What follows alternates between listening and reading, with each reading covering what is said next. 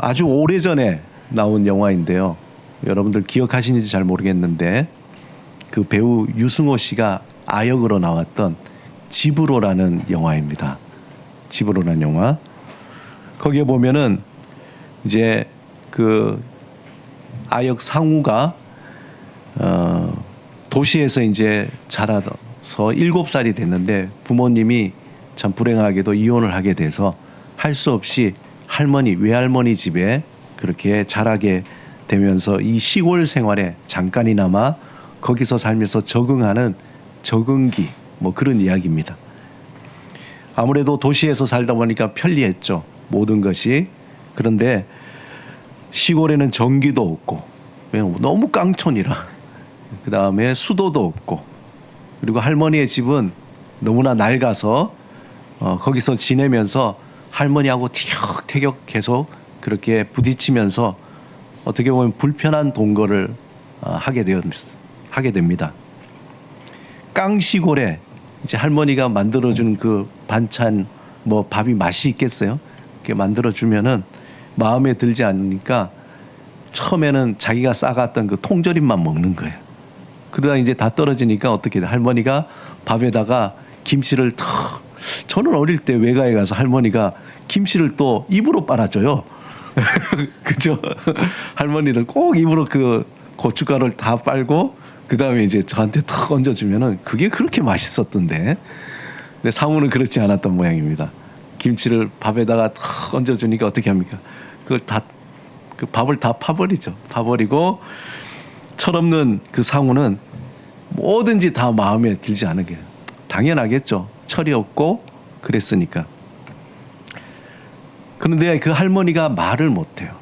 심지어 말 못하는 그 할머니를 향해서 정말 심한 욕을 하는데 뭐라고 그래?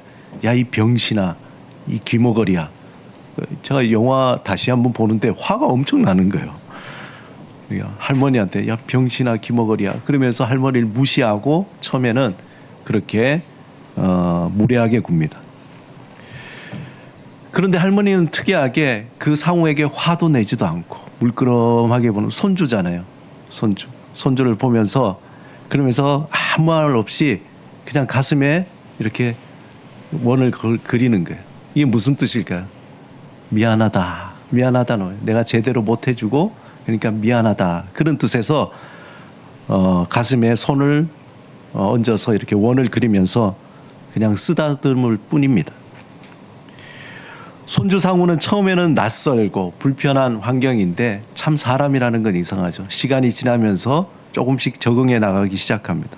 처음에는 거세게 반항하다가 하지만 시간이 지나면서 할머니의 그 무조건적인 사랑, 화도 내지도 않고 그냥 상우를 위해서 뭐든지 하는 그 하나님의 사랑이 할머니의 사랑, 헌신적인 그 사랑과 따뜻한 보살핌 속에 마음의 변화가 조금씩 일어납니다.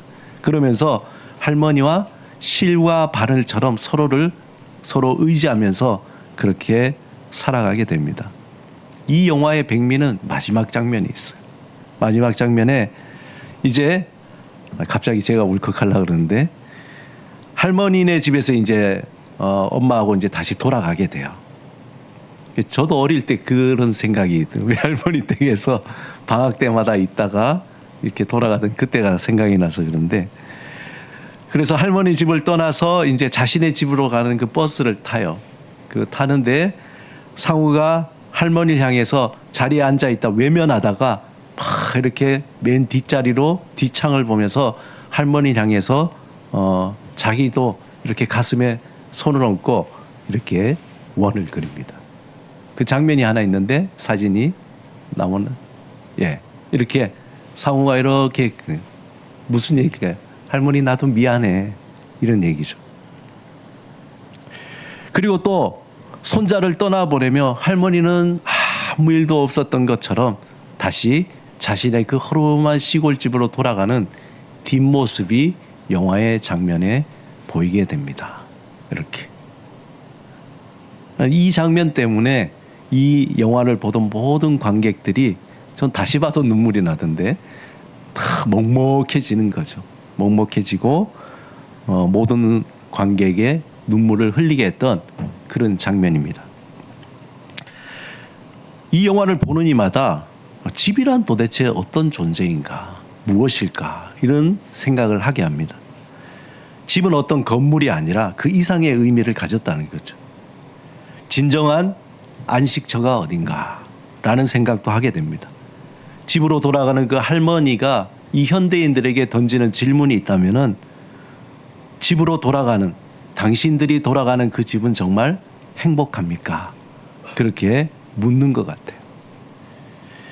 콘크리트 사각 건물 안에 기다리고 있는 어두운 그림자 때문에 현대인들은 밤이 되면 집으로 돌아가지 않고 화려한 도시의 불빛 속에서 어떻게 하면 집에 늦게 들어갈까, 그렇게 방황하며 밤을 보내고 있는 게 지금의 현실입니다.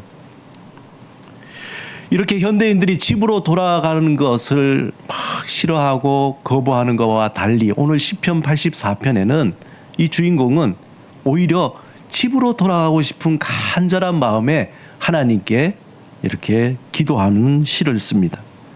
오늘 본문 시편 84편 시인은 이 타국의 험악한 환경을 지내면서 집으로 돌아가서 하나님께 예배를 드리기를 간절히 갈망하고 있습니다.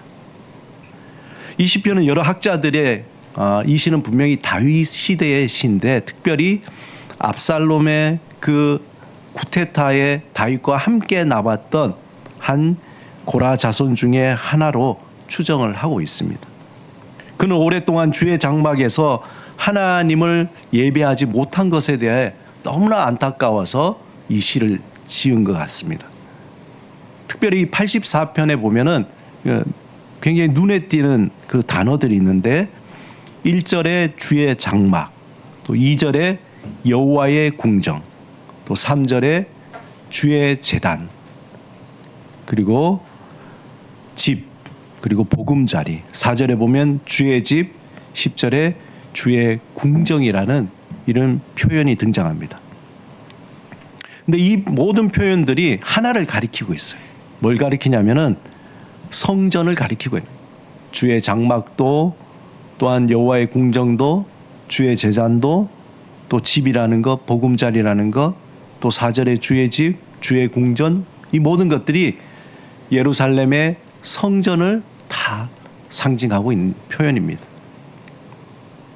시인은 자신의 모든 걸 다 내려놓고 이 타국에서 너무나 힘이 드니까 숨을 쉬고 마음의 평안을 누리면서 하나님께 마음껏 찬양하고 예배드리는 하나님의 집으로 돌아가고 싶은 간절한 마음이 있었던 겁니다. 시인은 하나님의 집을 얼마나 사모했는지 오늘 본문 2절에 이렇게 표현합니다. 2절 우리 같이 한번 읽어보겠습니다. 시작. 내 영혼이 여호와의 궁정을 사모하여 쇠약하며 내 마음과 육체가 살아계시는 하나님을 부르짖는다. 사모하다라는 이 표현은 원문에 보면은 그걸 직역하면 창백해지다. 그렇잖아요. 어떤 짝사랑에 막 보고 싶은데 못 보고 이러면 어떻게 됩니까? 아니면은 타국에 와서 가족들을 보고 싶은데 못 보게 되면은 그때 얼굴이 창백해지는 거예요. 너무너무 보고 싶은 마음에 그런 거죠. 또한 쇠약하다라는 말도 직역하면 이제 끝났다. 이제 다 끝났다. 망했다. 이런 직역하면 그래요. 그러니까 하나님의 집에 돌아가서 예배를 드리지 못하기 때문에 마음도 몸도 쇠약해지고 그리고 모든 게 정말 다 무의미하고 허무하고 끝난 것 같은 그러한 상황이 된 것이죠. 그런 절절한 마음이라는 거예요. 또 시인은 얼마나 하나님의 집에 돌아가서 예배를 드리고 싶었던지 얼굴이 창백해지고 죽을 것 같은 그런 마음이면서 더 나가서 그 뒤에 보면 부르짖나이다 라는 그걸 직역하면 진동한다 라는 뜻인데 그게 뭐냐면 막 부르르 몸이 떨릴 정도로 그런 거죠. 우리가 감정을 주체하지 못할 경우에 어떻게 됩니까? 몸이 막 부르르 떨리잖아요. 그런 것처럼 그 정도로 하나님의 집에 돌아가서 예배 드리고 싶은 마음이라는 거예요. 시인은 자신이 생각하는 또한 진정한 복이 있다면은 그건 어떤 외적으로 풍성해지고 힘을 얻고 남들에게 자세히 뭔가 자랑하고 싶은 그런 것들이 아니라 진정한 복은 하나님의 집에서 예배드리려는 거예요. 그래서 3절에서 4절의 시인은 주의 제단에 참새도 제 집을 얻고 제비도 새끼들 보금자리를 얻었다는 것이 너무나 부러운 거예요. 참새가 왜 부러운가? 저 참새는 성전에서 그 둥지를 틀고 있잖아. 저 제비도 성전에 보금자리를 안고 있잖아. 그런데 나는 이 멀리 떨어져 와 있네. 그 참새와 제비가 너무 부럽다. 왜? 그냥 성전에 있다는 그 자체로 부러운 거죠. 그런 얘기 있잖아요. 집 나오면 뭐라고요? 뭐 고생이라고 하듯이 그런 거예요. 아이고 하나님의 집에 돌아가고 싶다. 그런 마음입니다. 그게 부러운 거예요. 다른 게 부러운 게 아니라. 그 부러움은 5절에 이어져서 주께 힘을 얻고 그 마음에 시온의 대로가 있는 자는 복이 있다. 이게 무슨 의미냐? 이 여호와께 예배 드릴 때에 그 이스라엘 절기 6월절이 있죠. 7일절이 있죠. 또 초막절이 있을 때 이때 하나님 앞에 예배 드리러 나가는 주의 장막의 그 길을 시온의 대로라 그랬거든요. 그러니까 뭡니까? 절기 때마다 예배 드리러 가는 그 사람들이야말로 정말 복이 있는 사람들이다. 그렇게 고백하는 겁니다. 그래서 시인은 사람이 어떤 외적인 복을 얻어서 부러운 것이 아니라 지금 이 순간 예배 드린다는 이 자체가 너무나 복이 있다는 것을 외치고 싶은 거예요. 사랑하는 여러분, 우리가 예배 드리는 이 순간 이것이 우리에게 정말 복이 되는 거예요. 아유, 매주 드리는 예배 반복되는 거 아닙니다. 예배 드릴 수 있다는 이 자체가 얼마나 복이고 우리에게 힘이 되는지 모릅니다. 그런데 시온의 대로로 가기 전에 이 시인은 뭐라고 표현하면 눈물의 골짜기가 있다는 거예요. 너무나 멋진 표현입니다. 우리는 저마다 각자의 눈물의 골짜기가 있죠. 시편 23편에는 사망의 음침한 골짜기라고 표현하잖아요. 눈물의 골짜기. 누구에게도 말하지 못하는 나만의 눈물의 골짜기가 있어요. 그러한 눈물의 골짜기를 지날 때에 하나님을 향한 간절한 기도와 쓰라린 마음으로 우리는 그 하나님께 마음을 올려드리게 됩니다. 그리고 그가 흘린 눈물이 샘이 되어서 웅덩이가 되고 그 웅덩이에 하나님은 응답이라는 이른 비와 늦은 비로 채워주시는 거예요. 그 비가 그때 오면 좋은데 언제 올지 몰라요. 뭐 요즘에 일기예보가 있어서 언제 올지 알지만 언제 올지 몰라요. 그러나 비는 반드시 온다는 거예요. 하나님 앞에 그 눈물의 골짜기를 지나며 그 눈물로 인해서 웅덩이가 파여지고 그리고 거기에 하나님의 응답의 비가 내린다는 거예요.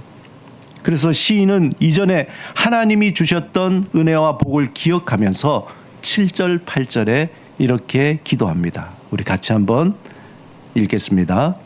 시작. 그들은 힘을 얻고 더 나아가 시온에서 하나님 앞에 각기 나타나리이다. 만군의 하나님 여호와여, 내 기도를 들으소서. 야곱의 하나님이여, 귀를 기울이소서.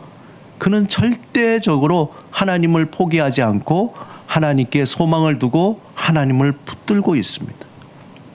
이제 시인은 자신의 가장 간절한 소원을 하나님께 드리는데 본문 9절 10절에 이렇게 표현해요. 주의 궁정에서 한 날이 다른 곳에서 첫날보다 나은즉 악인의 장막에 사는 것보다 내 하나님의 성전에 문지기로 있는 것이 좋다. 아마 시인은 인생의 쓴맛도 단맛도 신맛도 매운맛도 온갖 경험 속에서 우리 인생에서 가장 소중한 게 뭘까?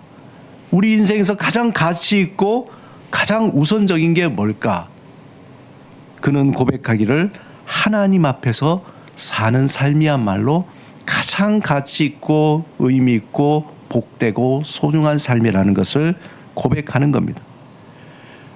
그것이 참된 예배자로서 사는 삶이요, 하나님 중심으로 사는 삶, 하나님의 영광을 위해서 사는 삶이에요. 우리가 매일 분주한 삶을 살아가면서 이것을 놓칠 때가 많잖아요. 고난 중에 놓칠 때가 많고 여러 가지 분주함 때문에 거기에 빠져서 놓칠 때가 있지만 우리가 놓치지 말아야 할 것은 우리의 삶은 왜 사는가? 왜 살아가야 되는가? 삶의 목적이 무엇인가? 그것은 예배자로 사는 것이요. 하나님의 영광을 드러내며 하나님을 의지하면서 하나님 앞에서 코람되어 삶을 살아가는 것이 가장 소중한 삶이라는 걸 우리는 놓치지 말아야 된다는 겁니다. 사도 바울은 자기의 은사를 자랑하고 나는 방언의 은사다, 예언의 은사다, 가르치는 은사다, 이런 하나님께 받은 은사를 자랑하던, 그리고 이것을 마치 자기의 영광인 것처럼 그렇게 하나님을 이용하는 고린도 교회 교인들에게 강하게 이렇게 권면합니다. 고린도전서 10장 31절 우리 같이 한번 읽어보겠습니다. 시작. 그런즉 너희가 먹든지 마시든지 무엇을 하든지 다 하나님의 영광을 위하여 하라. 우리의 모든 삶에 그 여정 속에는 눈물의 골짜기도 있고 푸른 초장도 있고 수많은 많은 환경들이 있습니다. 그러나 우리가 가야 될 그 길은 하나님의 영광을 향한 길로 나갈 때에 그 모든 것들이 다 하나님의 영광을 위한 꽃으로 피어나게 되는 거예요. 그걸 놓치면은 우리는 허무한 삶, 헛된 삶, 그리고 수고하였지만 아무런 열매가 없는 삶을 살게 되는 거예요. 그래서 시인은 본문 11절 12절의 마지막으로 만군의 여호와를 의지하는 자가 복이 있다 고백하면서 시를 마무리하게 됩니다. 이 땅에 하나님의 집을 새롭게 세우기 위해서 오신 예수님은 우리에게 이렇게 또 표현합니다. 마태복음 11장 28절에 수고하고 무거운 짐진 자들아 다 내게로 오라 내가 너희를 쉬게 하리라. 하나님의 집으로 오라 내가 너희를 쉬게 하겠다. 철학자 하이데거가 뭐라고 얘기했냐면 현대 사회의 모든 사람들은 고향을 잃어버렸다. 고향을 잃어. 그래서 우리는 이 세상의 물질적인 것에 의해서 우리가 자신을 잃어버리고 또한 삶의 주체가 되지 못하고 늘 고아처럼 방황하는 그러한 사람이 됐다는 거예요. 그래서 우리는 세상이 어떤 효용 가치에 의해서 평가가 되고 비교가 되는 사회 속에서 살아가게 되었다라고 말합니다. 이러한 환경 속에서 우리는 자꾸 이상한 언어들을 배워나가요. 나도 모르게 내가 얼마나 쓸모가 있는지, 다른 사람이 얼마나 쓸모가 있는지, 그리고 다른 곳에 얼마나 쓸모가 있는지 그 말을 배우는 거예요. 여러분, 그 사람이 어떤 말을 쓰고 있는가는 그가 어떤 집의 환경 속에 살고 있는가를 볼 수 있는 거예요. 집안에서 맨날 비난하고 또 시기하고 그런 어떤 분위기면은 그가 배울 수 있는 언어가 뭐예요? 항상 나와서 그런 언어만 배우는 거죠. 그러나 그 어린아이에게 언어를 잘 가르쳐야 되듯이 그 집에서 어떤 언어를 사용하는가가 굉장히 중요합니다. 이러한 환경 속에서 우리는 자신도 모르게 얼마나 쓸모가 있는지에 대한 언어가 발달하고 그것만 사용하게 되는 거예요. 그것으로 나를 생각하고 다른 사람을 판단하게 되는 겁니다. 하나님은 예수 그리스도 안에서 하나님의 집으로 수고하고 무거운 짐진 자들아 다 내게로 와서 머물면서 그리고 새로운 언어를 배우라는 거예요. 새로운 말을 배우라는 거예요. 괜찮았지? 괜찮지? 힘들었지? 그럴 수도 있지. 잘했어. 세상에서 배울 수 없는 그러한 언어들을 하나님 앞에서 우리는 머물면서 하나씩 하나씩 배워나가게 되는 거예요. 위로와 평안과 격려의 언어들을 하나님의 집에서 배우게 되는 거예요. 하나님의 집에서 새롭게 배우게 되는 언어로 우리는 이제 새로운 존재가 되는 거예요. 세상의 그 어떤 것과 비교할 수 없는 존귀한 자로 우리는 변하게 되는 거예요. 하나님의 집에서 자신이 존귀한 자라는 것을 진심으로 이제 알아차릴 때에 그는 집 밖에 나와도 다른 사람을 대할 때에 저 사람은 참 존귀한 자다라고 대하게 되는 거죠. 하나님의 집에서 용서의 언어, 포용의 언어, 사랑과 격려의 언어들을 배울 때에 우리는 날마다 존귀한 존재로 조금씩 성장하게 돼 있습니다. 오늘 주보에 소개한 영화가 있습니다. 그거 보시면은 I Can Only Imagine이라는 오래전에 나왔던 기독교 영화예요. 기독교 영화인데 이 영화 자체보다 사실 이 곡이 더 유명한. 주인공 바트 밀라드는 어린 시절에 아버지로부터 상처를 받고 아주 폭력적인 아버지, 늘 폭언과 폭력을 일삼으면서 가족들을 괴롭혔습니다. 그래서 그에게 집이라는 것은 안식처가 아니라 두려움과 고통과 상처만이 있는 것이에요. 그의 마음에 새겨진 말은 욕설과 비난과 무시하는 말들만 새겨졌어요. 어린 시절에 폭력적인 아버지를 피해서 그 어머니가 집을 나가버렸어요.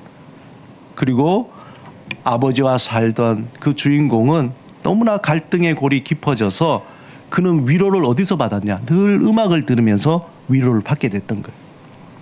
그리고 그는 이제 음악의 꿈을 품고 가수가 되기 위해서 아버지에게 나갔지만 끝까지 아버지는 그걸 반대하자 결국 그도 그 집을 떠나버렸어요. 그리고 오랜 시간 후에 그는 아버지가 암으로 죽기 전에 집으로 돌아와 그리고 아버지가 변한 모습을 그 사이에 아버지는 예수 안에서 믿음으로 회심하게 되고 아들을 위해서 음식을 차려주고 아들을 다시 환대하고 그렇게 변한 아버지의 그 아버지를 보면서 그도 변하기 시작하는 거예요. 그 집안의 언어가 변했어요. 쓰는 말이 폭언이 아니라 사랑과 용서의 말로 변했습니다. 다시 집으로 돌아간 그가 마주에서 변화된 아버지 그리고 용서와 그리고 아버지의 죽음을 통해서 그는 하나님 앞에서 새로운 언어를 배우게 됐습니다. 그의 새로운 믿음의 언어를 통해서 나온 것이 그 음악이 I Can Only Imagine. 나는 그저 상상할 뿐이에요. 제가 할 수 있는 건 아무것도 없어요. 하나님 앞에서 하나님 이렇게 됐으면 좋겠어요. 하나님 앞에 이렇게 됐으면 좋겠어요. 그렇게 상상할 뿐이에요.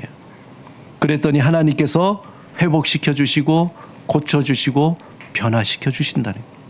이 노래는 하나님의 사랑과 용서의 능력을 찬양하면서 전 세계 많은 사람들에게 큰 감동을 주었습니다. 한번 여러분 유튜브 들어가셔서 찾아보시면은 정말 아름다운 곡이에요.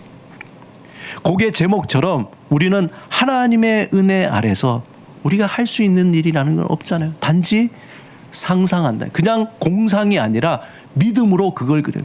믿음은 바라는 것들의 실상이 보지 못하는 것들의 증거라고 하나님 저는 믿음으로 그냥 우리 가정이 우리의 삶이 이 땅이 내 자신이 변화될 것을 그저 상상할 뿐입니다.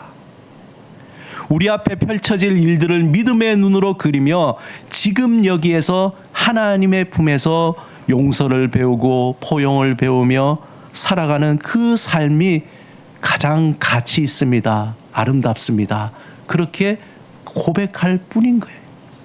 사랑하는 여러분 본래 집의 의미는 우리에게 안정감을 주는 장소입니다. 집이 주는 안정감이 그 근원은 용서하고 포용해 주는 거예요. 하나님께서 이 땅에 베델 하나님의 집, 베델 하나님의 집으로 세운 것이 바로 교회 공동체입니다. 교회를 세우신 이유도 바로 이것 때문이에요. 세상의 모든 사람이 십자가의 용서를 경험하고 서로 용서하고 포용하는 안전한 공동체. 하나님께서는 이 땅에 이 교회를 세우신 목적입니다.